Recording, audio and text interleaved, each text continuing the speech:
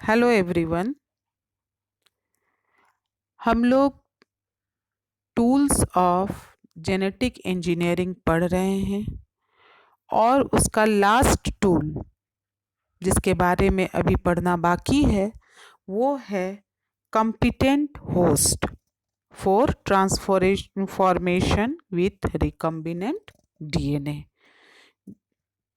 ये last tool है और इसके बाद फिर हम लोग पढ़ेंगे टेक्निक ऑफ और processes of recombinant DNA technology. तो last tool competent host. DNA being the hydrophilic molecule, यहाँ हाइड्रोफिलिक का मतलब है जलरागी मॉलिक्यूल अणु। So to pass it through cell membrane, the cell is treated with specific concentration of divalent cations such as calcium. Deoxyribonucleic acid, that is DNA, it is a hydrophilic molecule and it cannot pass directly through cell membrane. ये cell membrane के से directly पास नहीं कर सकता है, इसीलिए therefore certain treatments are made in host cells so that they become competent. और competent का मतलब होता है सक्षम, eligible to take up DNA. Several such approaches have been made in the recent past to introduce the ligated DNA into the recipient cells. Competent host cell is required for transformation with recombinant DNA or rDNA. After formation of recombinant DNA, propagation of it must occur inside a living system or a host.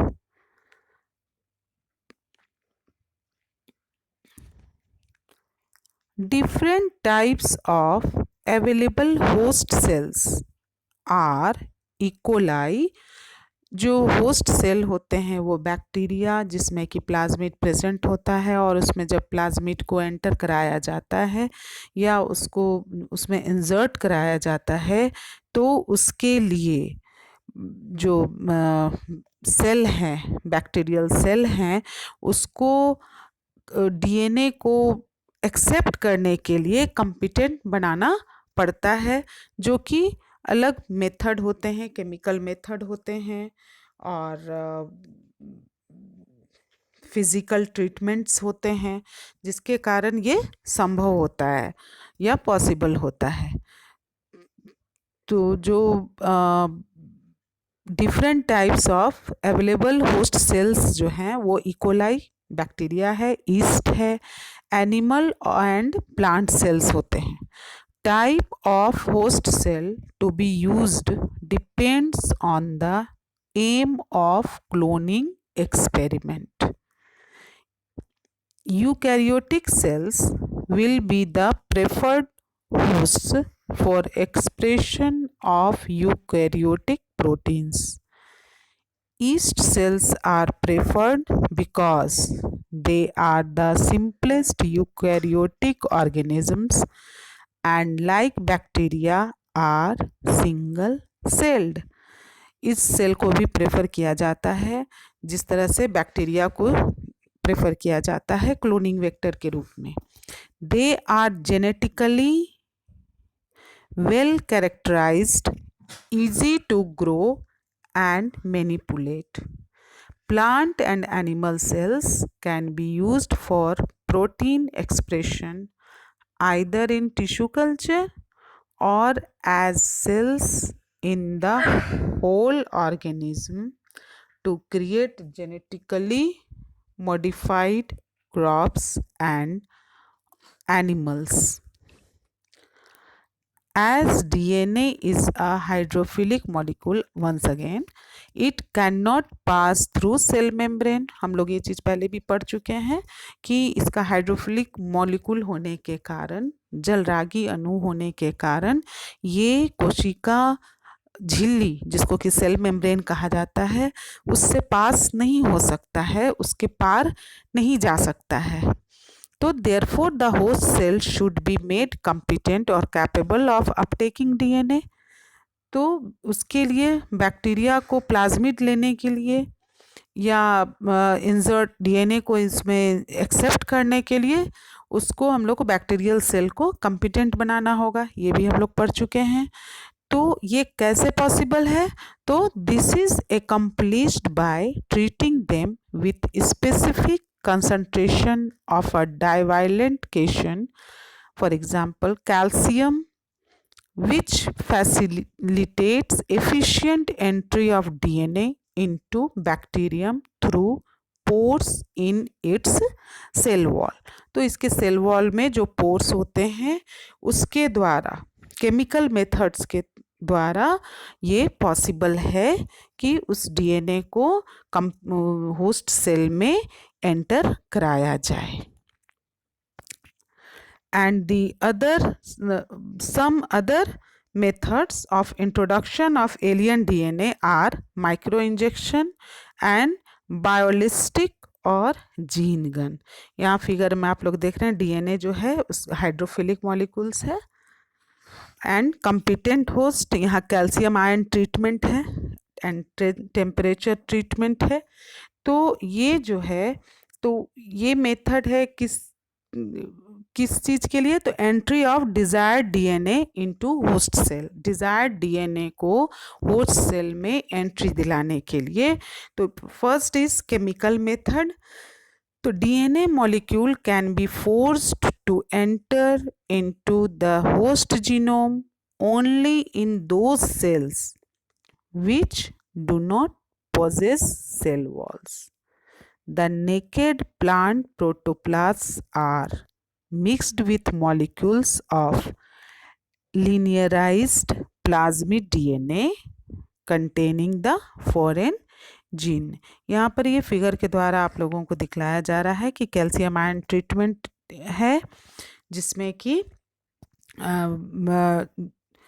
ट्रांसफोरेशन medium होता है जिसमें calcium ions होते हैं और इसके treatment के बाद जो है कैल्शियम कंसंट्रेशन एनहांस्ड होता है और ये ट्रांसफॉर्मेशन में हेल्प करता है. तो the chemical method involving transformation in presence of polyethylene glycol is convenient and simple, but there are some disadvantages also. Many cells are so sensitive that the chemical method cannot be applied, whereas some cells die during the treatment. Second, this method is not perfect because many treated cells do not contain any transfer DNA. And third one is sometimes the foreign DNA is degraded in the cytoplasm before reaching the nucleus. तो इस तरह से जो इस method से जो chemical method है इसमें इसके एडवांटेजेस हैं तो कुछ डिसएडवांटेजेस भी हैं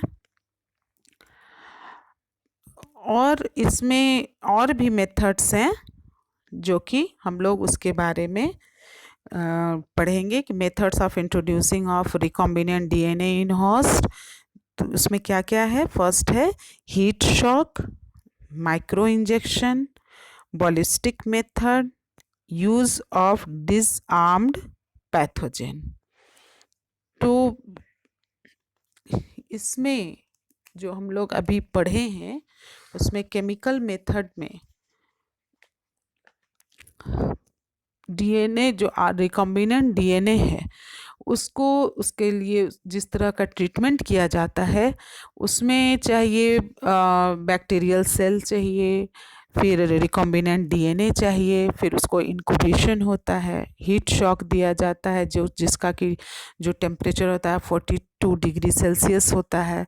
फिर उसको अगेन आइस में उसको इंक्यूबेट किया जाता है और तब इसके बाद डीएनए जो है वो बैक्टीरियल होस्ट सेल में एंटर करता है।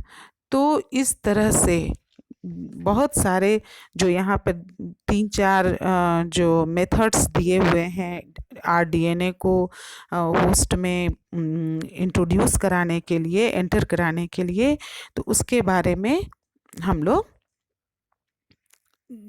नेक्स्ट लेक्चर में पढ़ेंगे। और इस लेक्चर को हम लोग यहीं पे ख़त्म करते हैं। Thank you.